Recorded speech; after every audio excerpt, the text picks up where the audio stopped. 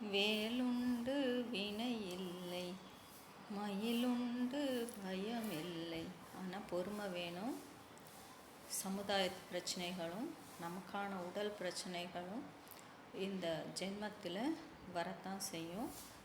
அதை ஞானத்திலே சிறந்த, மோனத்திலே உயர்.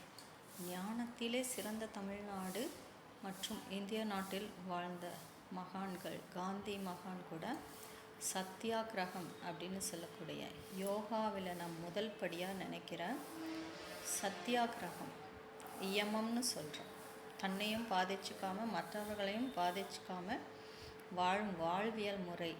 இதில் கவனம் செலுத்தி நியமம்னு சொல்லக்கூடிய நடைமுறைப்படுத்துறது ஒரு பொறுமையான விஷயத்தில் வெற்றியை கொண்டு வரணும்னு சொல்லி நம்பி நமக்கு சுதந்திரம் வாங்கி கொடுத்துருக்காங்க. அதை தான் நம்ம அழகாக ஃபாலோ பண்ணணும். எந்த பிரச்சனைகளுக்காகவும் தன்னை மாய்த்து கொள்ளுதல், பிறரை நோகும்படியான செயல்களையும் செய்யக்கூடாது. இது சமுதாய பொறுப்பாக நாம் எடுத்து வாழும்போது நாட்டில் அமைதி கண்டிப்பாக நிகழும். நமக்கும் ஒரு வாய்ப்பு வரும் நம்ம நிலையிலிருந்து போராடுறதுக்கு. இதற்கு எல்லா கடவுளின் அனுகிரகமும் நமக்கு உண்டுங்கிறத நம்பணும். நாம் பல விதங்களில் நம்ம தொந்தரவு பண்ணி உயிரை கூட மாய்த்து கொள்ளக்கூடிய சூழ்நிலை வந்தால் கூட அது மற்றவர்களுக்கு உதாரணமாக ஆகிடக்கூடாது இல்லையா? அதனால் எந்த பிரச்சனைகளுக்காகவும் உயிர் கொடுத்து நல்லதை கொண்டு வருபவர்களுக்கு நம்மளுடைய மரியாதையும் வணக்கத்தையும் செலுத்துவோம்.